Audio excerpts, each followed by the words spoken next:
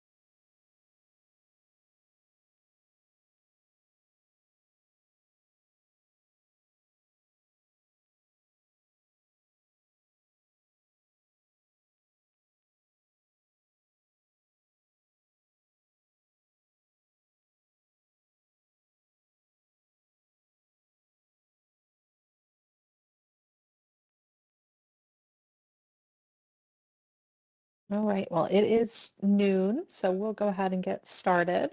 I think that the whole Cardinal team is here. Yep, looks like everybody's here.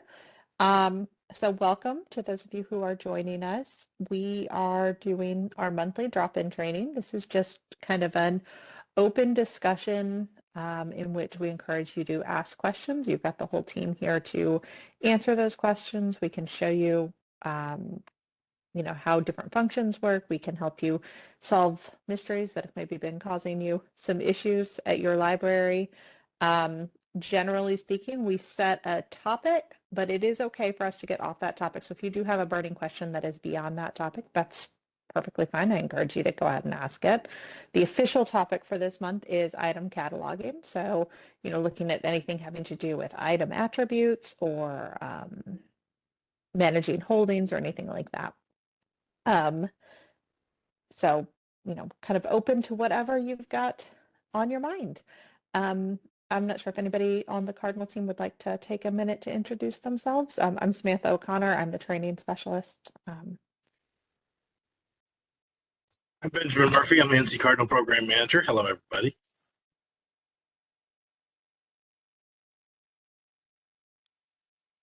Hi everyone, I'm Courtney. Excuse me, I'm Courtney Brown, the Systems Librarian for NC Cardinal. Hey, I'm Llewellyn Marshall. I'm a software developer and admin for NC Cardinal. Hi, I'm Will Schwagiel. I'm the NC Cardinal Project Manager. Right. So, is anybody that has joined us today, does anybody have any questions to get us started?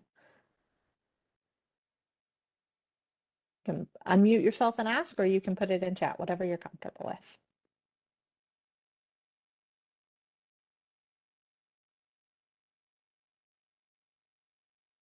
I'll go ahead and share my screen so we can kind of take a look at Evergreen.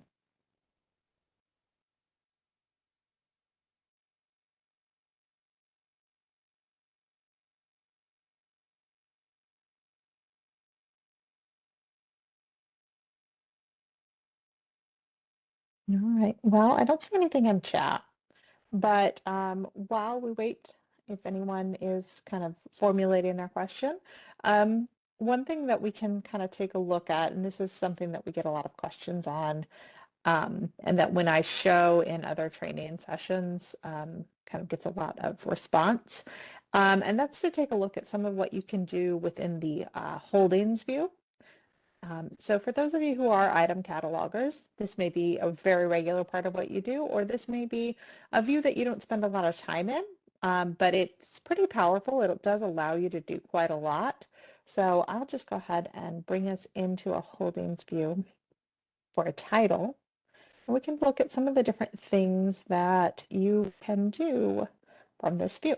So if we are in a bibliographic record, and we come over here to this tab here that says Holdings View. This is basically a view that gives you a nice little table of all of the copies and call numbers at each branch within NC Cardinal. So this is useful because it allows you to scope in a way that you can't from the item table. So when I'm looking at the item table, you know, I'm just looking at, this doesn't have as many copies as I thought. Let me switch to a different title. When you look at that, this is the one I was looking for. Yeah. Hmm.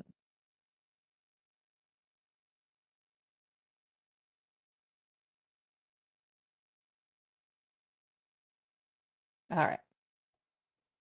We might need to do a little bit of merging here. So maybe we'll take a look at that as well. So when you're looking at the item table, you know, you see, depending on how you have your workstation set up, you may see all of your branches in your system, or you may see everything within NC Cardinal. Either way, once you're kind of in this view, there's not a lot you can do to manipulate it. Obviously, you can change the number of lines that you see, but there's not a lot you can do to kind of limit the scope that you're looking at or to widen it. Within the holdings view, you have the ability to do that right here in this top level box. So if I'm in the holdings view, right now I am looking at Rockingham's copies, and I currently have it set to show empty call numbers and empty libraries, which means that I'm going to see every single branch within Rockingham, whether they own it or not. And if I, you know, even kind of look here within one of these branches, you know, I get a count of how many, and I see that there's 0, but I'm seeing that for every single one of them. Now I can change this to scope differently, or I can change it to not show me these empty ones. So let's remove that. And so what I do now by removing the show empty libs is that now I'm not seeing any of those Rockingham branches anymore because they're all empty. So I'm only seeing this very top level list here where it tells me that there are 18 different volumes within NC Cardinal that own this title and 19 copies of those volumes, which means there's one call number that has 2 copies attached to it. Let's widen our scope a little bit and figure out where these all are. So by changing my holdings maintenance scope to all of Cardinal, now I can see everything. So one of the things that this view is kind of useful for is that it's going to show you, it's going to allow you to kind of change how you visualize the same list that you'd see here. Now, obviously you're not getting as much information right up front. You know, you're not getting the holdable status and due date and all that kind of stuff. But you're able to get a clearer picture of who owns it and how many they own. So you can from here as well show those empty libraries. And so that's going to pull up every single library within the system, and you'll see all these zeros. And then you can scroll down until you see one that doesn't have a 0. And you can open and close it by just changing this little caret here. So I'm going to remove that because it's not the view I want right now. So one of the things that that can be kind of tricky as you're getting used to this view is how it's set up, in that you have this sort of gradient color scale. So you'll see the system is here at the top, and it's the furthest to the left indent besides Cardinal. And then underneath the system, so I can expand and contract that. Underneath the system, you'll see each branch that owns the title. And then each branch you can expand and contract as well to see the call number. And so that's going to be indented just a little bit further. And the color is going to start to get darker. You get this darker green. I can then expand that call number to see the actual copy. And this is where I'm going to get all that information. So I can see the shelving location, I can see the current status, I can see dates related to it and things like that. So I'm getting all this information. I just have to kind of expand to it. But that is actually kind of nice, because if I contract all of it, then what I'm able to do here is kind of see this big picture view of each system that owns this. So if I'm looking at this from like a resource sharing perspective, this is helpful to kind of get a really good overview of where items might be coming from, because of course in the item table, you're seeing the location, but that's the branch. And unless you recognize which system that branch is attached to, you may not immediately know kind of where this copy would be coming from if you were to place a hold on it.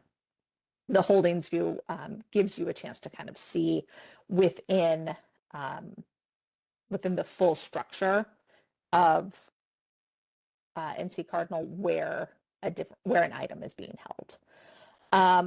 So from just an information perspective, this can be a useful view, though it is a little bit hard to look at first. You have to kind of get used to this layout, but it can be pretty useful. But as a cataloger, that usefulness actually goes kind of a step further, because you can do a lot from this view as well. One of the big things that you can do from here is transfer items. So if that's something that you as a cataloger do often, there's several different ways that you can transfer, but I do think that just visually, it's very easy to transfer from this interface. So if that's not something that you're familiar with, I can kind of walk us through that process. Before I do, are there any questions about this, or questions that people have thought of just since we've gotten started that they'd like us to dig into? Otherwise, I'm happy to keep going down this road, but I want to make sure that I'm kind of meeting your needs where you are. I was going to suggest maybe if you have something that's on the TCN -1, how to transfer that onto a what do you call it? The right record? Yeah. Is that something item catalogers could do, or do you have to have bib permissions for that? It's a good question. I'm not sure off the top of my head. Okay. So maybe that's not a great one. So yeah, but yeah, carry on with what you're doing, if that's something you want to get into. Yeah. Is this a barcode that you put in the chat here? Yeah, that's an example. Okay. We can take a look at it. I'm going to have to remind myself how to do this. It's not something I do very often. I show it at migration trainings and not very often after that. But yeah, let's take a look.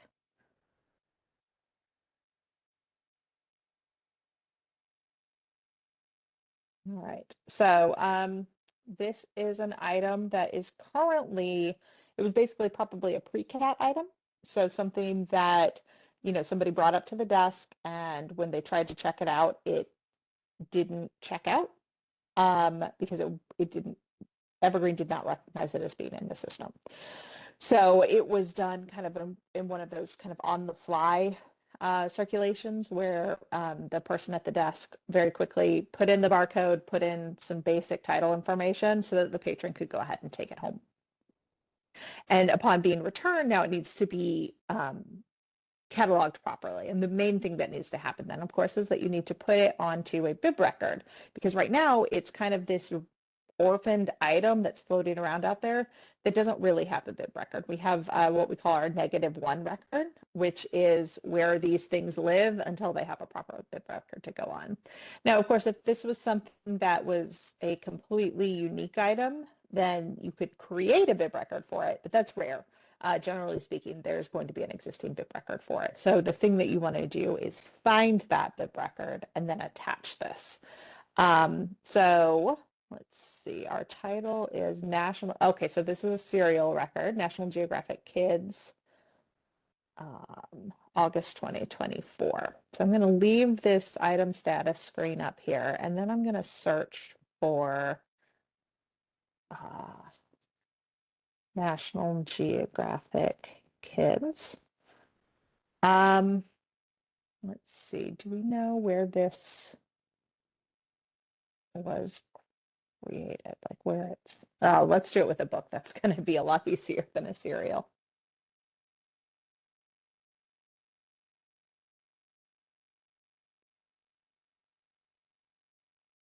Okay, we will work from here.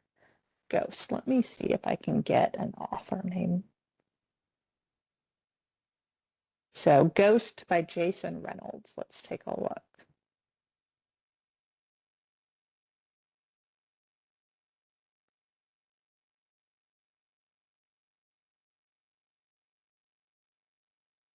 And that's the large print. Here we go.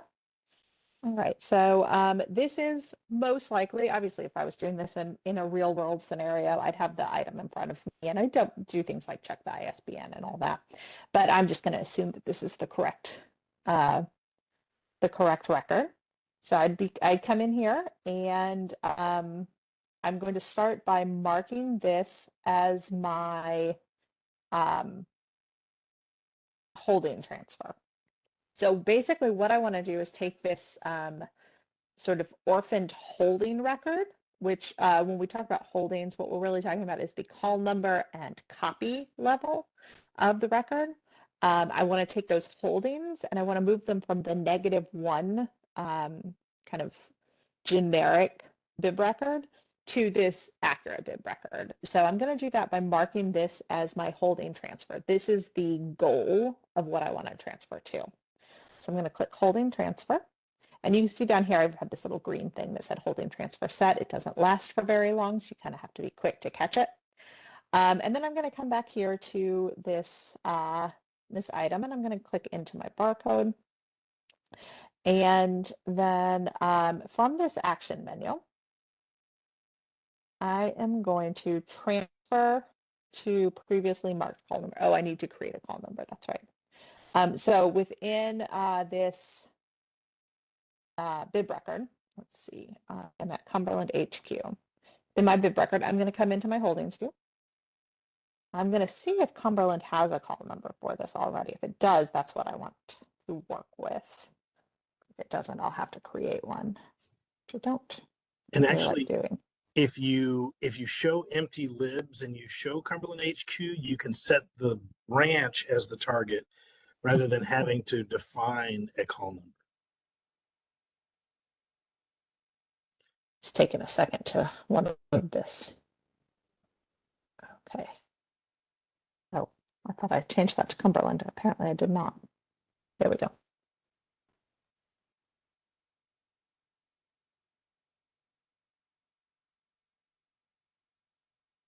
All right, so Cumberland does have this. I want Cumberland HQ. So let's come down here. Cumberland HQ does have a spot for it. We do have an existing call number. So I do have a couple of options here. Most likely this is going to be at the same call number that already exists. So I would just mark this as the call number I want to transfer to. If it didn't, as Benjamin said, I could select the branch and then I could transfer to the branch. But in this case, I do have a call number that I can move it to. So I'm going to go ahead and do that. I can right click, I believe, on this call number level. So, you know, I want to make sure that the branch is here. I'm that next level down. And I'm going to, from this little menu that I pull up with my right click, I want to mark library call number as transfer destination. And then I'm going to come back here to my item status for the for my orphan item, and you'll see here the TCN is -1. So that's kind of your indication that this is that that pre-cat record that needs to be moved. And so from here, I'm going to come up here to my actions menu, and I'm going to transfer to previously marked call number. And let's see, I believe that did work. Yep, see now my TCN has changed to 9223804, which is the TCN of this one that I just transferred to. I'm going to refresh this page, and we're going to come down here and take a look at Cumberland and see if we have a new one. Cumberland HQ. Yep, there are now 5 copies. There were 4 before, and we are 1305. Yep, here's the barcode for the one that we just moved. So that's the general process for a lot of these transfer things that you can do. So, you know, if you're working with pre-cats, that's how you would do that. But there are other situations where this is useful as well. You know, if you find a large print copy that's attached to a regular print record, you can move it between records this way, or in a very similar way. Also, if you have a situation where, you know, you're a library that moves materials around, you don't buy a copy for every branch. And so like after, you know, 3 months or 6 months, you take a copy that's owned at one branch and you transfer it to a different branch. One way that you can do that is very similar to this. So let's say that 6 months later, I want to take this copy of Ghost that I've just put here, and I want to move it up here to Cliffdale. So it's a similar process within the holdings view. Obviously, you can do this from the item attributes. So I could come here to the item attributes and I could change my owning library. Well, I'm not in the edit view, but if I were in the edit view, I could change my owning library here. But I also can do this from my holdings view, which can be useful if you're doing several at once. You know, if you're doing kind of a large number of materials, then it's a similar process. So basically, I would find the branch where I want to move it. Do we have any branches that don't own it? I don't think so. No, everybody's got a copy within Cumberland. But so let's just go ahead and choose Cliffdale as our branch. So I'm going to deselect this one, and I'm going to come up here and choose Cliffdale. And again, similar process. I'm going to mark this as my call, this library or call number as my transfer destination. And then I'm just going to take this copy here that I just moved here, and I'm going to select it, and I'm going to right click, and then I'm going to transfer items to marked destination. And you see the little green box saying it was successful. If I come up here to Cliffdale now,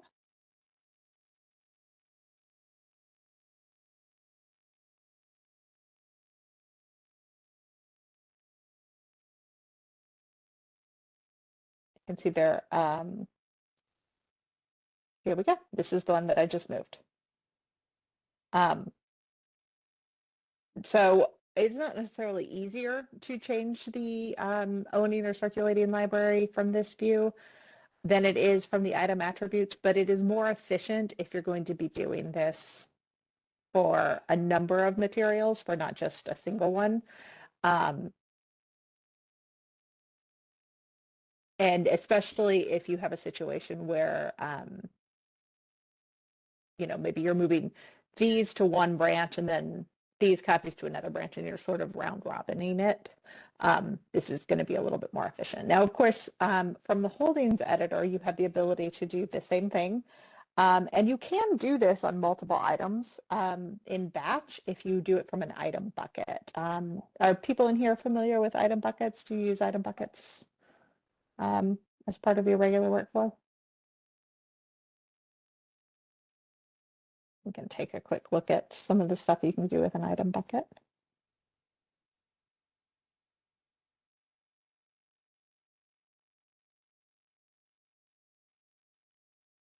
All right, well, let's take a look at some item buckets here. So if I come up here to my cataloging menu and I go into item buckets, I've got a couple of different things I can do. So I can select an existing bucket, or I can create a new one coming in here to pending items and just scan the items that I want to make edits to. I also, from the item status screen, I could scan items here, or I could choose a file. So if I have a CSV file of barcodes, it has to be just the barcode. It can't be the rest of the information about the titles. But if I have a CSV file of barcodes, I can upload that. And I think I probably have one that I could work with here. We'll try. I don't remember off the top of my head if this one will work, but I can try it. Doesn't look like it's going to work. But if basically I can choose that file and I can upload it, and then I can move things from the item status screen into a bucket. Let me reload the item status screen.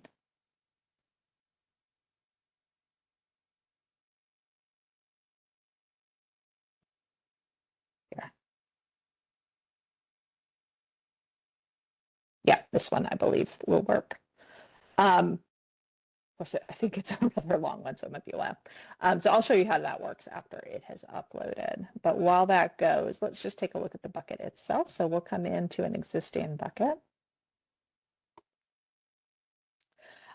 So basically from a bucket, if you are not familiar with working with buckets, this allows you to do a lot of things in batch. You can't do everything, but you can definitely make some major edits. So a couple of different options. If we come up here to the action menu, one thing you can do is you can place holds on these. So this is especially useful if you are, as a cataloger, if you're doing some sort of relabeling project or something like that, and you have a bunch of materials that are currently checked out or regularly checked out, and you want to place holds on them for your cataloging department. You can do that kind of by creating the list of everything that is checked out right now that needs to be relabeled, and then putting it into a bucket and then placing holds. But then the thing that I think is, and then of course you can print labels. So a lot of you are probably familiar with that use of a bucket. The thing that I wanted to show you though is editing. So if I were to select a few of these, I'm not going to do all of them, just maybe 5. And then I'm come up here to the edit selected items option.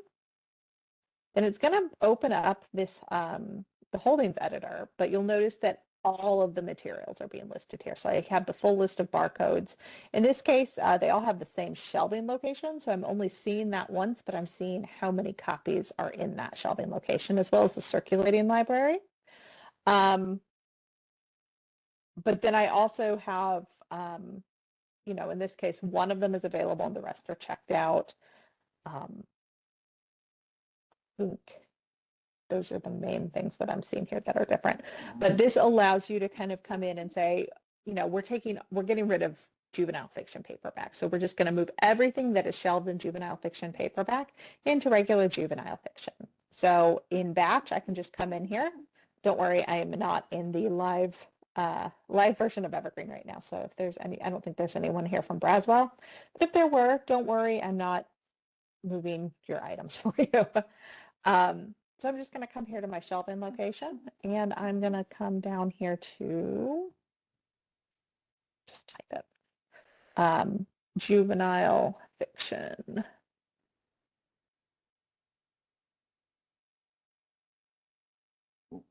Then I apply that, and now I've changed that shelving location on all of these items at once. So that's just an easy way to do things in batch. Don't forget to always save when you've done that. And so now if I come back into this bucket, originally the location was juvenile fiction paperback. If I refresh, I'll see that these first 5 items are now showing as juvenile fiction. So you can also update call numbers that way. This is another way that you can change the owning library. If you're not familiar with using float, and that's something that your library might be interested in adding, that's another thing that you can do kind of in batch. There's a little bit of sort of admin work that has to happen first, But if you wanted to apply float once that admin work has been done, and so you have a floating group created, you can come into the items that you want to apply float to, and you can come over here to floating group, and you can choose the group that you'd like to put it in. And so basically what that'll mean is that when an item is checked out at one library and then returned at another one, it's going to live at that one. So, if you kind of want to let your collections sort of organically shift based on local requests, then that's a way that you can kind of do that. We do have a few libraries that use that.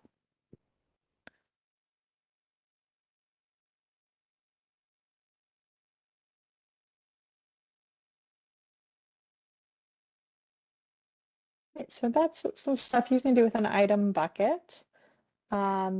That's two of the things that I kind of wanted to get to today if we didn't have many questions were the holdings view and item buckets, but I'm certainly happy to talk about other things, and Will may have some things that he can talk about. But are there any questions? Is there anything that anyone would like to see?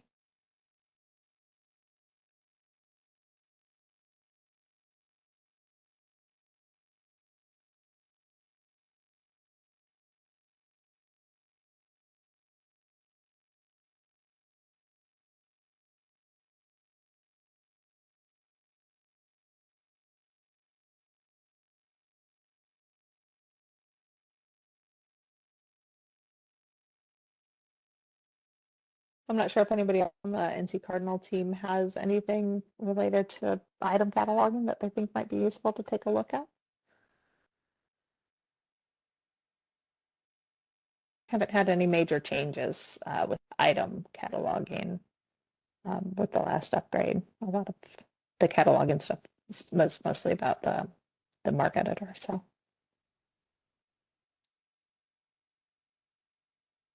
All right, so Will is going to take a look and see if there have been any training requests that he's received that might be useful to look at here.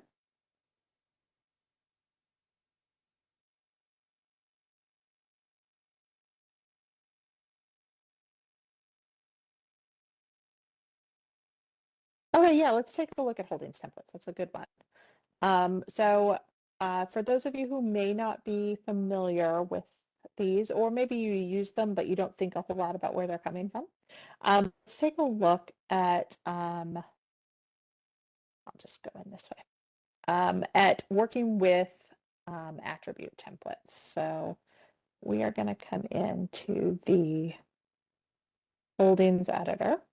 And so when you are cataloging a new book, one of the things you can do when adding the item attributes is you can have a template that kind of allows you to say, what kind of stuff for certain types of materials is always the same. So for example, your juvenile fiction may always go into juvenile fiction. And when it does, it may always be set to, normal loan durations and fine types, the circ modifier of book. Maybe you have a standard price that you always set for that item type. And so those things could all be, rather than adding them individually, you may want to create a template that sort of automatically creates all of those attributes for you. So we can do that. If you have an existing template, it's going to be in this drop-down menu. I don't have one for juvenile materials right now, so let's go ahead and create one. And to do that, basically what I want to do is come into all of the areas that I know are going to be the same for this material type every time. So juvenile fiction. And once it's turned green, then I know that it is going to be applied to my template when I create that template. So that's one of the things you want to do is basically figure out which attributes you'd like to have on your template. And then make sure you have edited those and they're green. Once the ones that you want on your template are green, you'll be able to save that template. Let's see, circulate and holdable are default there, but let's make sure circ modifier is book and green.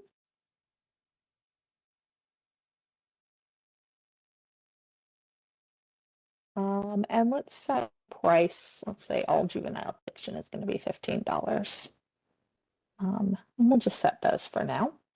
And so what I would do is once I've set the attributes that I would like to have included in my template, then I come up here to the top and I just click the button Save Template. Oh, I need to give it a name, sorry. So I'll call it Juvenile Fiction and click Save Template. And so now if I come into a different, where's my bucket?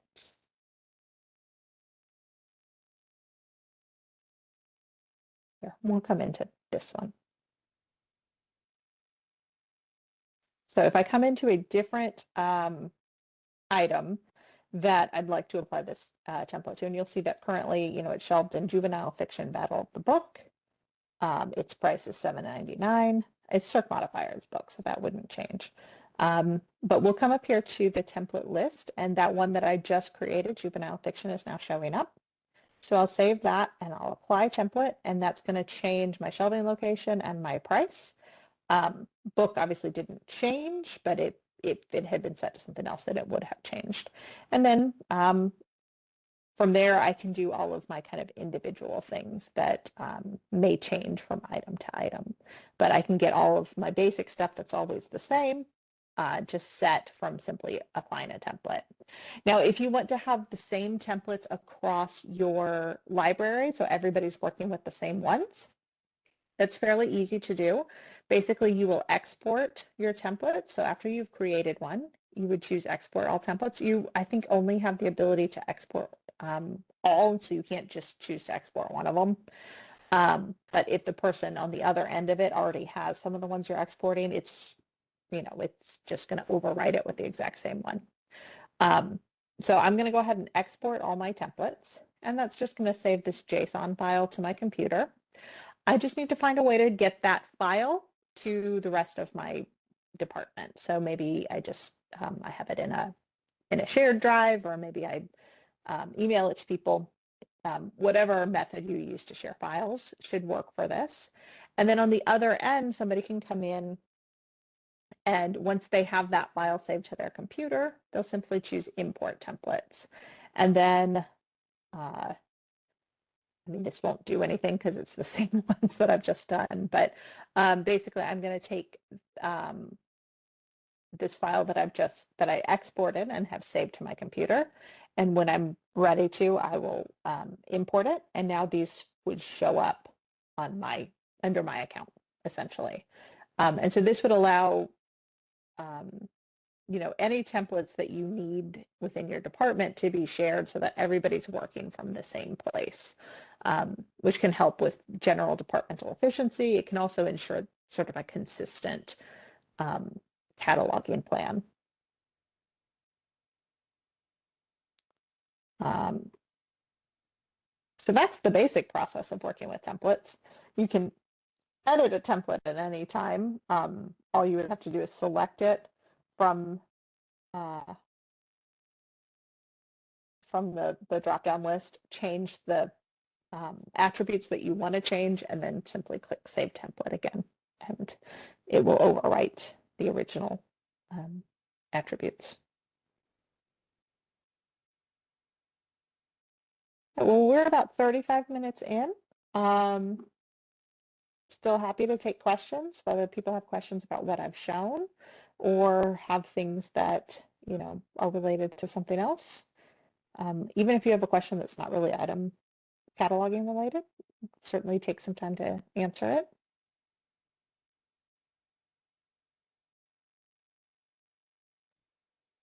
I think we've got someone has popped in over the last 10 minutes or so. So, if you are just joining us, we've been looking at some of the different things that you can do with item cataloging. We've looked at holdings transferring, we've looked at item buckets, and we've looked at item attribute templates. But happy to move into anything else, or if anybody on the Cardinal team has ideas of other things.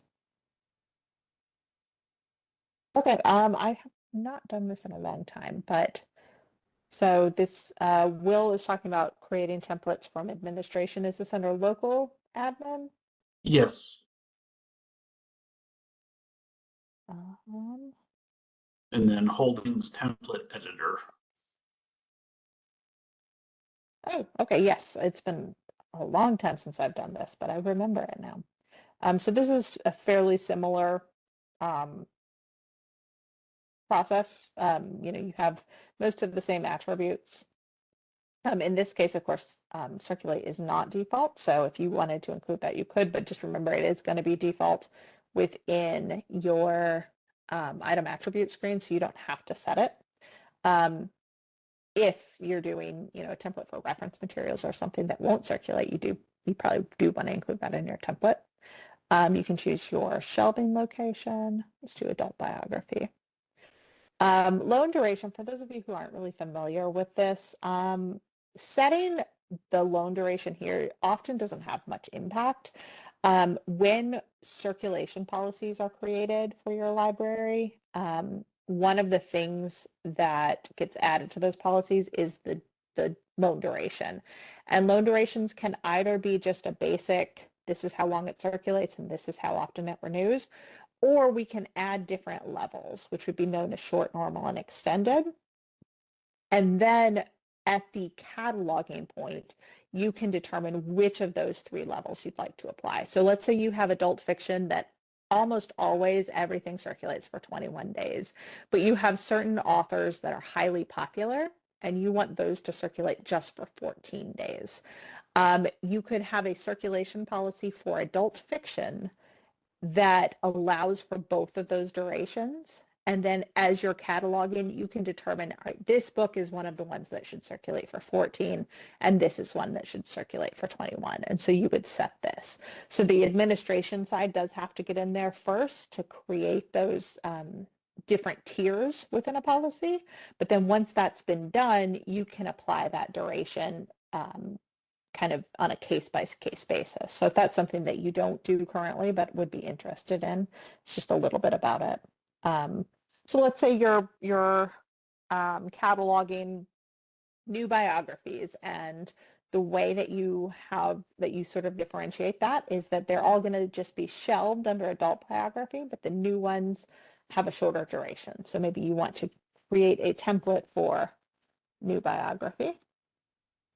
And then you could apply that short duration to it.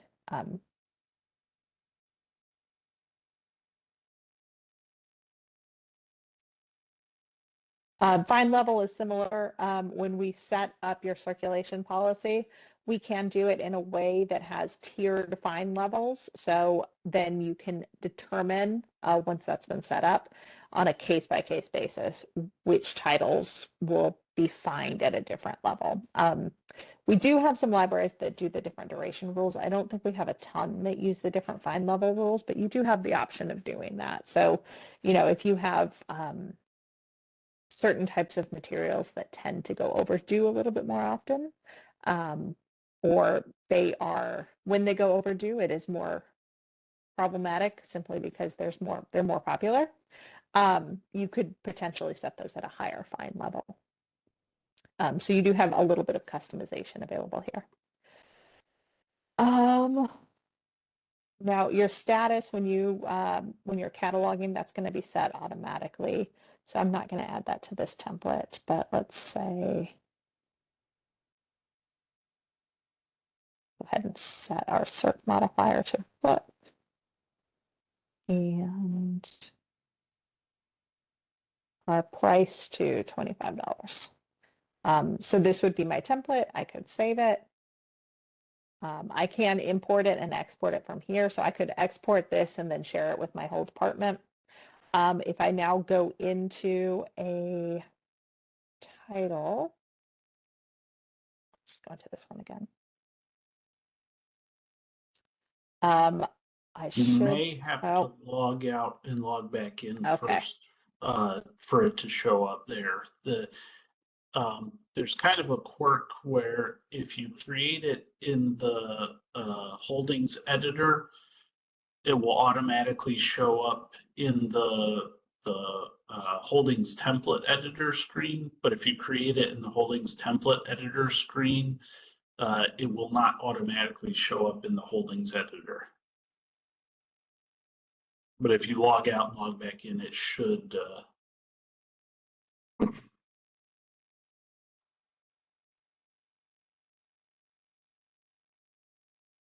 just going to try it in an incognito window so I don't lose all of my tabs.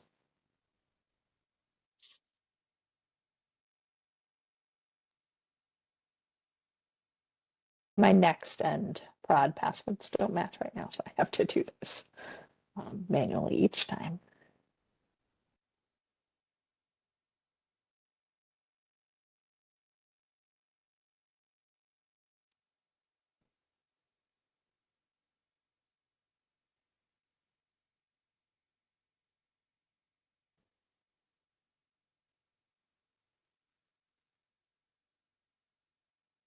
All right, so let's try just going into anything.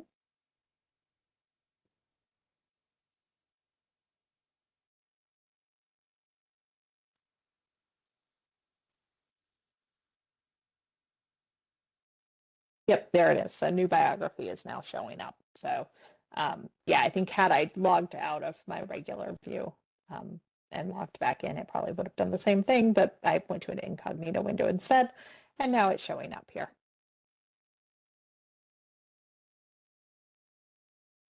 All right, any questions about templates?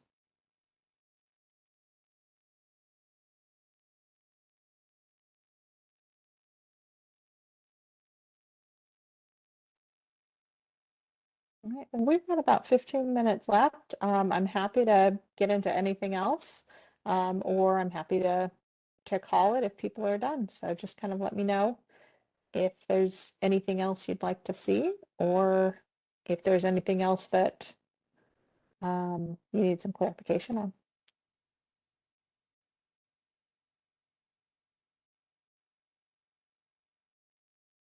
Or if anybody else from Cardinal's got anything, happy to cede the floor. No, but I'd say thanks to everybody that came. You know, our intention with these is to sort of have a time where, you know, we can talk about a topic and also just sort of be available for answering questions that people have and kind of just kind of, you know, answering and anything that comes up. So we appreciate people coming and hope that you find it useful. And yeah, we also have a acquisitions training this afternoon, which is coming up at 2 o'clock. Is that right, Samantha? Yep, 2 Yeah. o'clock. It's the end of year closeout workshop, so it's really about taking all your acquisition stuff from the year and getting it cleaned up and ready for your closeout in a few months. Yeah. But yeah, we appreciate everybody that joined us today. I hope Yep. you found it useful. Yep, thanks for being here. All right, well, I will go ahead and close this out then, but I will get that recording up on YouTube. So if you have, you know, colleagues that wanted to be here and weren't able to, they'll be able to watch the recording. And if you do have follow-up questions, please feel free to reach out. Have a great afternoon.